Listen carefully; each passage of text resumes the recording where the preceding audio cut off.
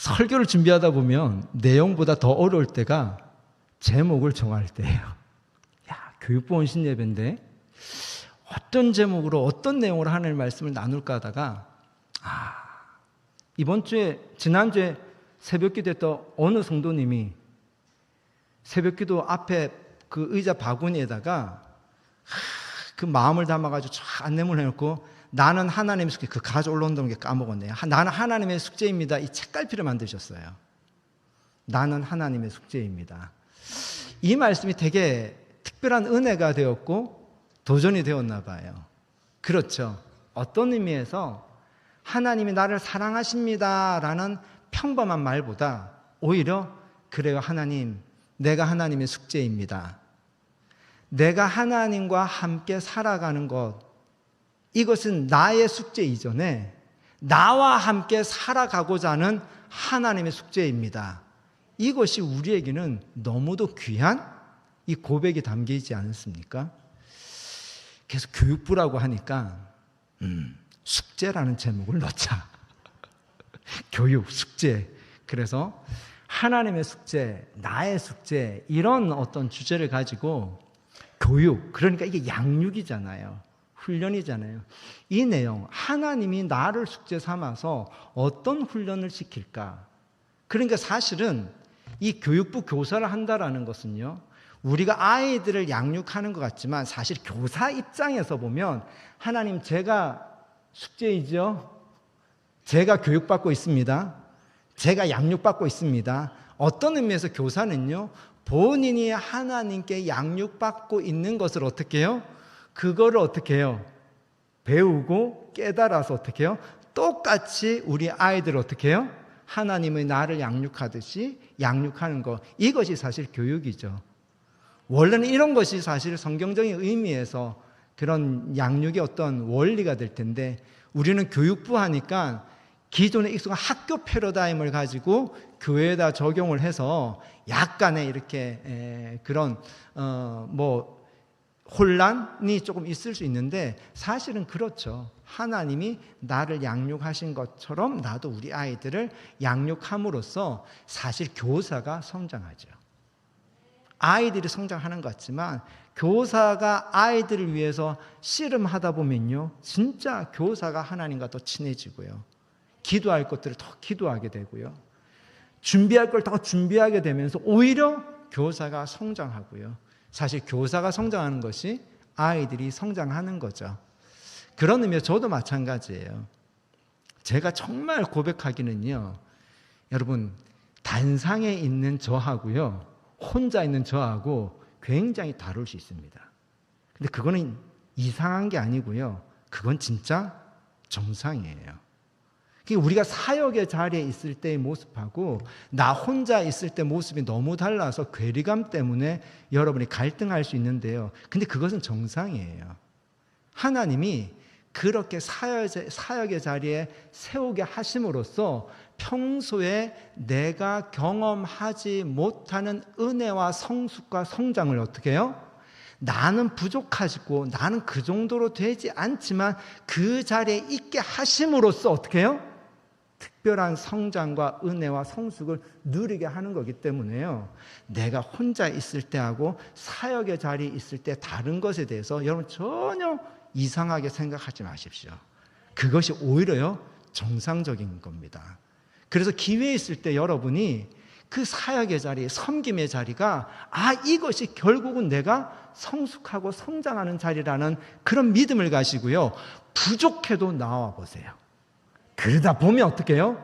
그 자리를 통해서 하나님이 나를 성장시키는 그런 기쁨을 누릴 수가 있습니다. 아멘. 오늘 우리가 나눈 본문은요, 이스라엘 백성들이 요단강을 건너는 이 내용이에요. 요단강을 건넌다라는 것은 경계가 있다라는 거죠. 즉 광야에서 이제 가나안 땅으로 들어가는데 경계가 있어요. 요단강이라는 경계가 있는데 이 강을 지금 건널 수 없을 만큼 물이 굉장히 많은 시기고 그거를 건너야 되는데 이 많은 백성들이 건널 방법이 없는 거예요. 그 경계를 어떻게 넘냐면 바로 제사장들이 언약궤를 메고 그 요단강에 발을 담궜더니 물이 마치 홍해가 갈라듯이 물이 끊겨가지고요, 마른 땅을 이스라엘 백성들이 지나가는 이 이야기를 들었습니다. 근데 이 요단강이 이렇게 갈라지는 얘기는요, 어디와 병행이 되냐면, 어디와 연관이 되냐면 홍해가 당연히 연관이 돼요. 그러니까 이스라엘 백성들이 사실 여정이 애굽에서 광야를 거쳐서 가나안으로 가는 이 약속이 성취되는 여정인데, 이 여정 가운데 건널 수 없는 경계가 두 개가 있는 거예요. 하나는 홍해라는 경계가 있고 하나는 요단강이라는 경계가 있는 거죠. 이 경계를 넘어서는 이 이야기 안에 하나님은 오늘 우리에게 하나님과 우리의 관계에서 또 하나님의 나라가 우리 가운데 어떻게 이루어지는지에 대한 아주 이스라엘 백성들의 이 경험을 통해서 우리에게 너무도 실제적으로 어떻게 우리가 하나님의 나라를 소유해 가지고 하나님의 나라에서 상속받은 것을 가지고 우리가 이 땅에서 살아낼 수 있을지에 대한 놀라운 가르침을 우리에게 주고 있습니다. 경계요.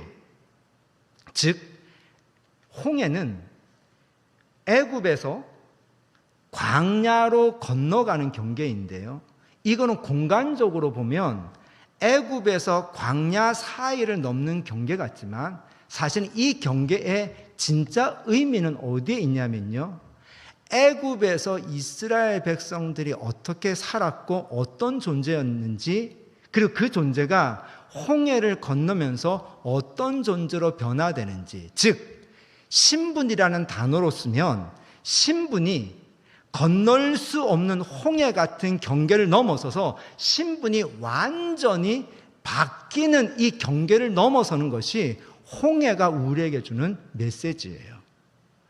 알다시피 애굽에서 이스라엘 백성들은 어떤 신분으로 살았습니까? 노예라는 신분으로 살았고요. 우리는 이스라엘 백성들이라고 생각할 때 혈통적인 어떤 단위라고 생각을 해요. 그래서 아브라함과 이삭과 야곱의 혈통의 후손, 그 혈통들의 후손이 민족의 단위가 되었다라고 생각을 하지만 성경은 우리에게 이스라엘 자손, 즉 출애굽을 했던 하나님의 백성들은 단순하게 혈통적 자손이 아니라는 것을 우리에게 알려줍니다. 그 내용이 출애굽기 12장 37절에서 38절에 있는데요, 그 내용을 잠깐 우리가 함께 찾아볼까요? 출애굽기 12장 37절에서 38절.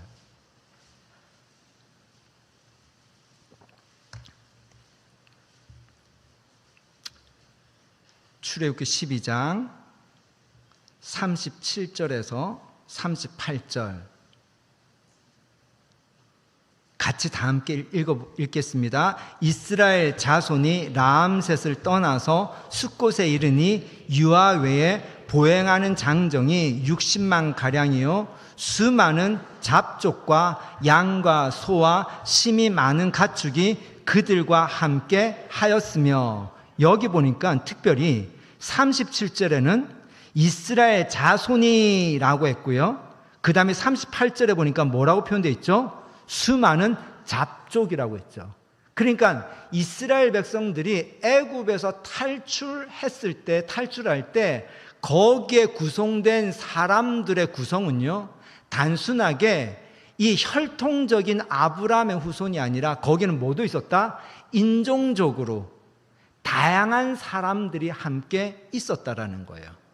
그러니까 이 출애굽하는 백성들은 단순하게 혈통이 아니라 모두 바로라는 권력 아래에서 노예로 압제받던 사람들이 바로 히브리 백성, 이스라엘 백성이었다라는 거예요. 그래서 이 사람들은 정체성이 뭘로, 신분이, 외적인 신분은 노예고요, 정체성은 노예의식을 가진 사람들이었어요.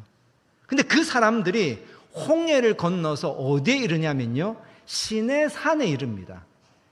시내산에 이르러서 하나님하고 이 지금 출애굽한 수많은 잡족과 혈통적으로 아브라함의 후손인 이 이스라엘 백성, 히브리 사람들이 언약을 맺어요.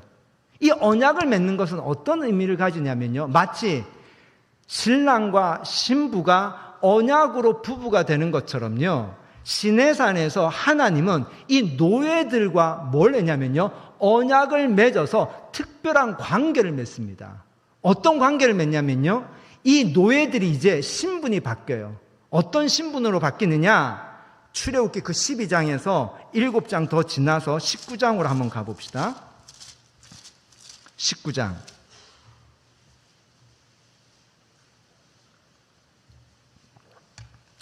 출애굽기 19장 5절, 6절 시작. 세계가 다 내게 속하였느니 너희가 내 말을 잘 듣고 내 언약을 지키면 너희는 모든 민족 중에서 내 소유가 되겠고 너희가 내게 대하여 제사장 나라가 되며 거룩한 백성이 되리라. 아멘.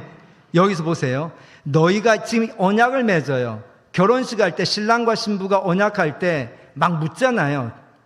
뭐가 어떻게 될 때 기쁘나 슬프나 머리가 팥뿌리가 될 때까지 사랑하겠습니까? 하면 신랑이 네 하고 막 소리치고요.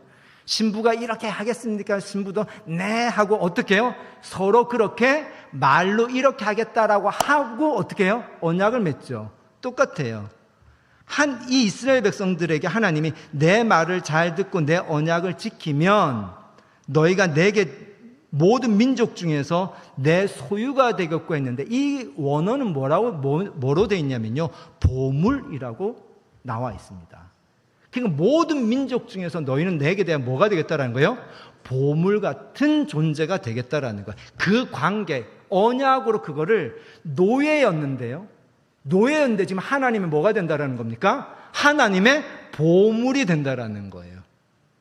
이게 시내산 언약의 핵심입니다. 그거를 구체적으로 뭐라고 했냐면 너희가 내게 대해 뭐가 된다고요?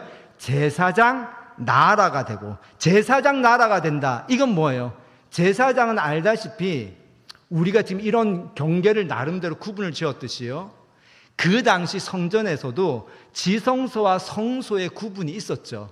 근데 성소에 누가 들어갈 수 있었어요? 제사장이 들어갈 수 있었어요. 그러니까 노예로 살았던 이 사람들이 이제 하나님께 가까이 갈 수 있는 신분이 되었다라는 거예요. 놀라워요, 안 놀라워요? 놀라운 거죠. 이것이 홍해의 경계가 의미하는 거예요.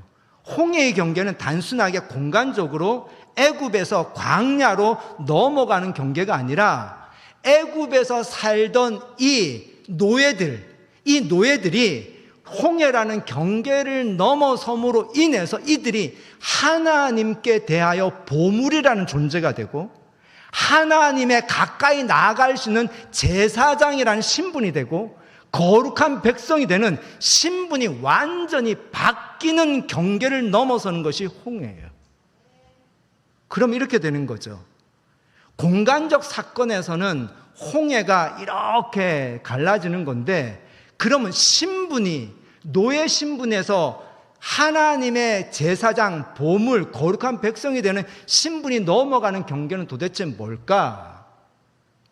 이게 복음적으로 보면요, 홍해가 갈라질 때 한번 생각해 보세요. 이스라엘 백성들이 뭘 했나요, 안 했나요? 이스라엘 백성은 뭐 했냐면요, 그냥 울부짖고 원망했어요. 홍해 앞에서. 아시죠? 왜? 가자 해가지고 확 나왔더니 앞에 뭐가 있어요? 건널 수 없는 바다가 놓여 있고 뒤에는 뭐가 쫓아옵니까? 변심한 바로가 군대를 모아가지고 이 노예들을 다시 잡아다가 일시켜야 되겠다라고 잡으러 오고 있으니까 이 백성들이 앞으로도 못 가고 잡히기도 두렵고 그래서 원망하고 있었어요. 근데 하나님이 그 홍해를 어떻게 하셨죠? 가르셨죠. 그래서 이스라엘 백성들이 홍해를 지나서 광야로 나아갔던 거예요. 그럼 신분의 개념으로 봅시다. 노예라는 신분이 어떻게 하나님의 보물이 되고 하나님께 가까이 나갈 수 있는 제사장이라는 신분을 얻을 수 있을까요? 이게 복음적으로 보면 우리가 그렇다라는 거예요. 구약에서는 바로의 노예인데 이걸 의미적으로 적용을 하면 바로나 애굽은요, 우리가 하나님께 도저히 나아갈 수 없는 죄의 상태, 죄의 노예의 상태에 있는 우리의 처지와 신분이었던 거예요.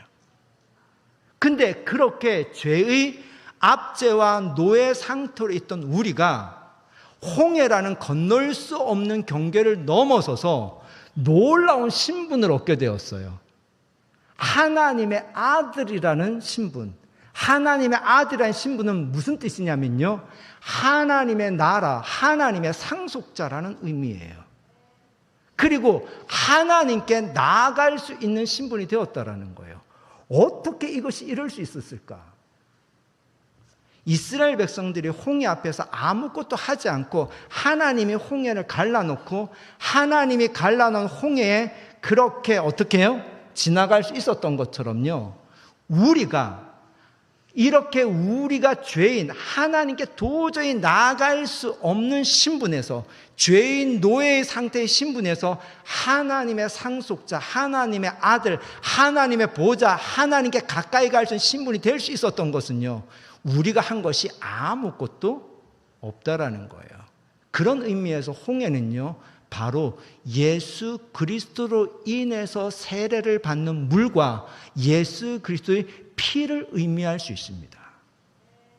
우리가 하나님의 자녀가 된 것은요, 우리가 뭔가 잘나서 그럴 만한 자격이 있어서 하나님의 자녀가 된 것이 아니고요. 이것은 전적으로 뭐예요? 하나님 홍해를 딱 갈라놓고 이스라엘 백성들이 딱 지나간 것처럼 정말 예수님이 십자가에서 우리를 위해서 죽으심으로 말미암아 우리가 하나님의 자녀가 되는 신분의 도야, 이 경계, 신분의 경계를 넘어설 수 있게 되었다라는 거예요. 은혜이죠. 진짜 은혜이죠.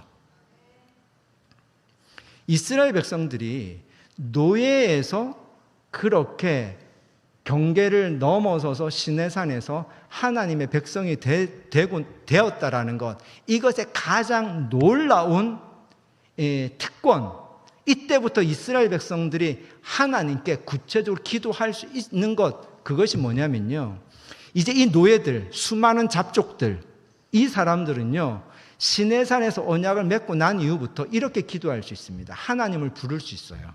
어떻게 하나님을 부를 수 있냐면요, 아브라함의 하나님이 오늘 나의 하나님입니다. 이삭의 하나님, 야곱의 하나님이 오늘 나의 하나님입니다. 라고 이렇게 기도할 수 있는 신분으로 바뀐 거예요. 어떤 사람들이? 노예로 살던 사람들이요. 놀랍지 않습니까?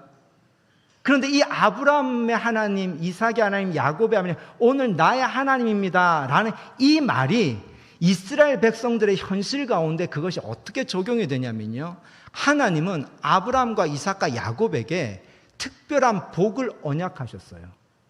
뭘 언약하셨냐면 세 가지를 언약하셨습니다. 하나는 자손에 대해서, 하나는 땅에 대해서, 하나는 복에 대해서 언약하셨어요.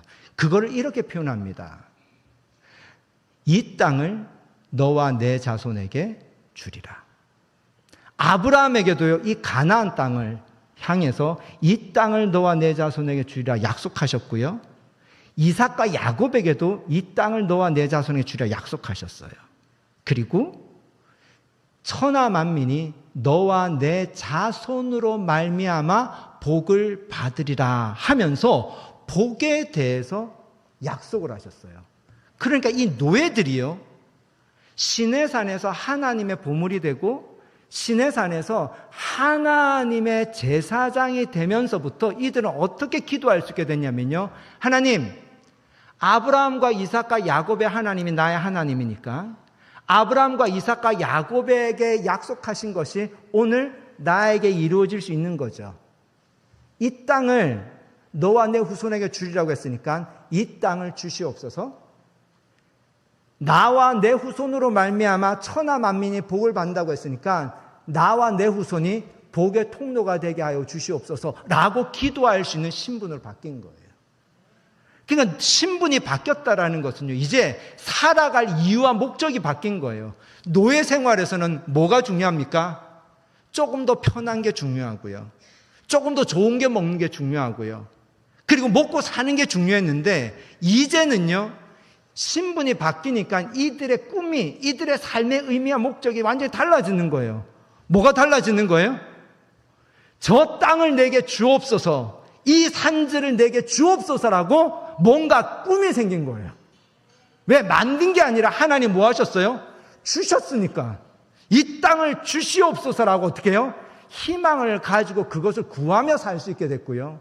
그리고 복을 구할 수 있게 되었어요. 근데 그 복이 어떤 복이냐? 나와 내 후손으로 말미암아 다른 사람들이 복을 받게 하옵소서, 그거를 구할 수 있는 삶의 의미와 목적이 완전히 달라진 거예요. 놀라운 변화이죠. 그런데 문제는요, 광야에서 그것이 안 이루어지더라는 거예요. 어디에서 이루어집니까? 가나안 땅에 들어가야지 이루어진다라는 거예요. 하나님이 애굽에서 광야로 나아갈 때는 하나님의 홍해를 갈라주셨어요. 그래서 우리가 신분의 경계를 넘을 때는 우리가 한 공로는 아무것도 없고 그분의 은혜로 우리는 신분이 바뀌었어요.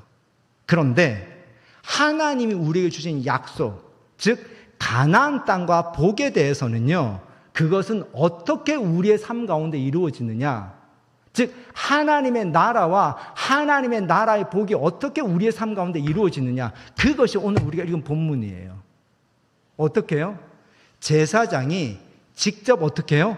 요단강에 발을 담궈야지 갈라진다라는 거예요. 즉 가나안 땅을 우리가 취하는 것, 하나님의 나라가 내 삶 가운데 이루어지는 것은요, 홍해가 갈라지듯이 저절로 내 삶 가운데 이루어지는 것이 아니라는 거예요. 그것은 내가 어떻게 해요? 요단강에 물을 담그는 믿음의 이 도약이 있어야만이 가나안 땅을 취할 수 있다라는 겁니다. 그래서 요단강은요, 공간적으로 보면 광야에서 가나안 땅이라는 그 공간을 넘는 경계를 의미하지만, 이게 믿음으로 보면요, 이거는 하나님의 자녀, 하나님의 거룩한 왕 같은 제사장이 된 우리가 어떻게 내 삶 가운데 하늘과 땅의 경계를 넘어서서 하나님의 나라가 내 삶에 이루어진 이 경계를 넘는 것은요, 내가 요단강에 발을 담그듯이 내 믿음의 행동이 있어야만이 하나님의 나라가 이루어진다는 겁니다. 아멘.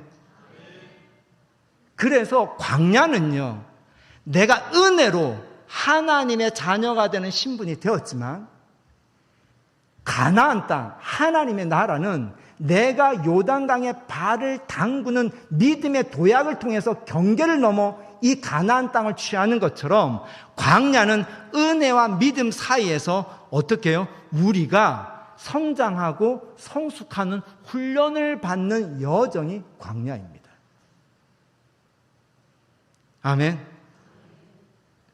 그럼 여기서 우리는 어떤 훈련을 받을까? 그 광야에서 이스라엘 백성들이 받았던 훈련은요, 단순해요. 만나 훈련입니다. 만나를 생각해 봅시다. 설교학에서 반복을 두려워하지 말라 그랬어요. 또 반복하겠습니다. 이스라엘 백성들이 만나를 언제 거두죠? 새벽에 거두죠. 하루의 시작이 해가 뜰 때 시작입니까? 해가 질 때 시작입니까? 헷갈렸죠? 우리 문화에서는 해가 뜰 때 시작이지만 성경의 문화에서는요, 해가 질 때가 하루의 시작이에요. 그래서 저녁이 되고 아침이 되니 이는 첫째 날이라.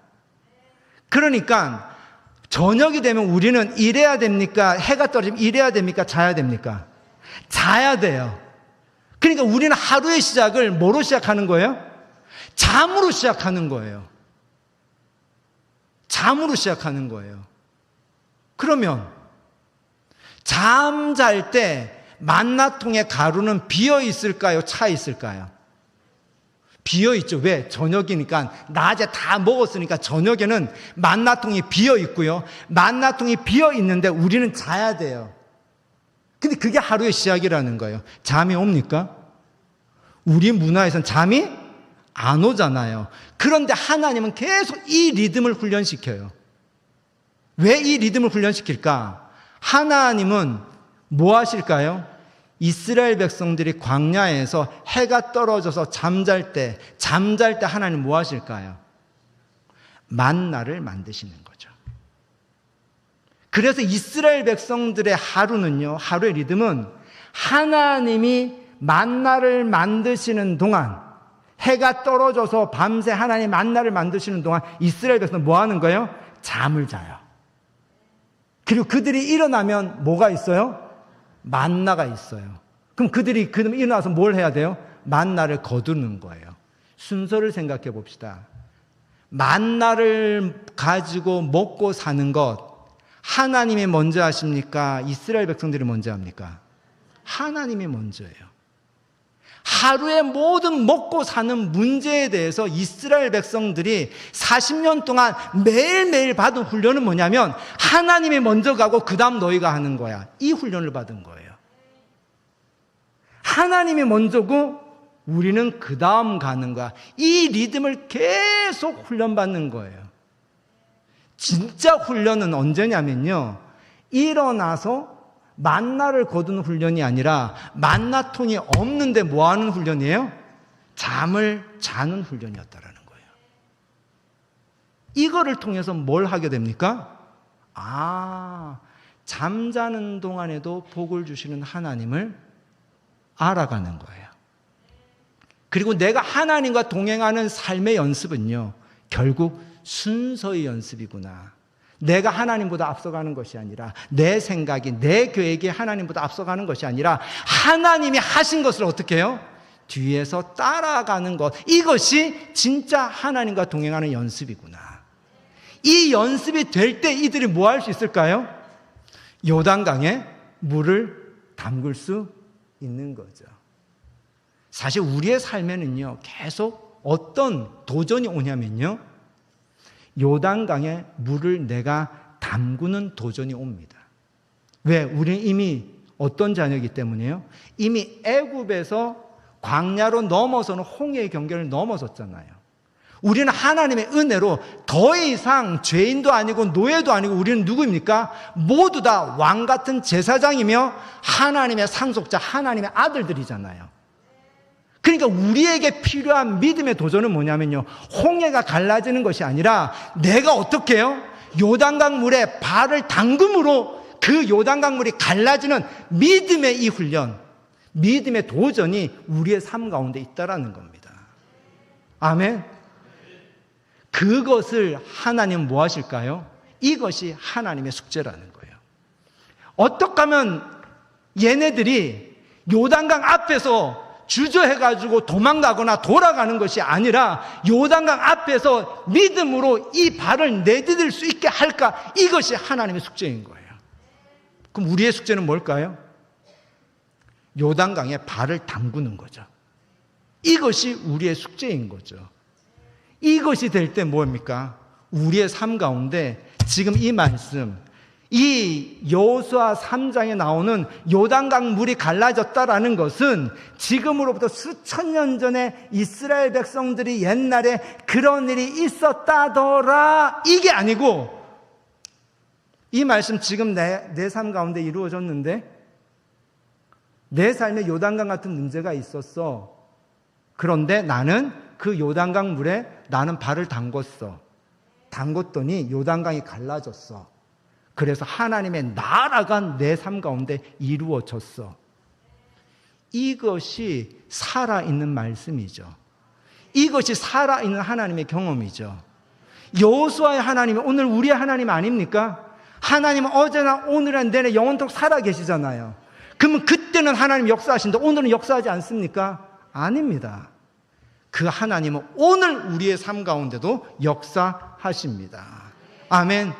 저와 여러분의 삶이 날마다 이런 도전이 있을 겁니다. 어느 특정한 시기에 진짜 요단강에 발을 담궈야 되는 도전이 확 오는 삶의 상황이 있을 겁니다. 내 내적인 어떤 경계 앞에서는 어떤 갈등들이 있을 거예요. 그때 우리가 발을 담글 때 하나님은 역사하십니다. 아멘. 그걸 하려면요, 매일매일 만나라는 리듬을 연습해야 됩니다. 그래서 우리에게 필요한 것은요, 그때가 올 때 내가 요단강에 그 발을 담그려면요, 사실 매일매일 만나의 훈련이 필요한 것처럼요, 실은 우리는 매일 뭘 해야 될까요? 기도해야 합니다. 사실 기도하는 것은요, 매일매일 요단강을 건너는 연습이에요. 왜요? 구하잖아요. 구하지 않습니까? 근데 그 구하는 것이 하나님이 이미도 약속하신 것을 믿음으로 구하기 시작하는 거예요. 그 매일매일 하나님께 그 믿음의 기도를 하는 연습을 통해서요, 어느 내 삶의 시기에, 정말 결정적인 시기에 요단강이 내 앞에 놓였을 때 내가 그것을 발에 담글 때요, 하나님 놀랍게 역사하십니다. 아멘. 매일매일 만나를 통해서 요단강을 건넜던 이 이스라엘 백성들의 이야기가 매일매일 기도함으로써 내 삶에 결정적인 요단강을 건너는 놀라운 살아있는 간증의 이야기를 쓸 수 있는 저와 여러분이 될 수 있었으면 좋겠습니다. 아멘.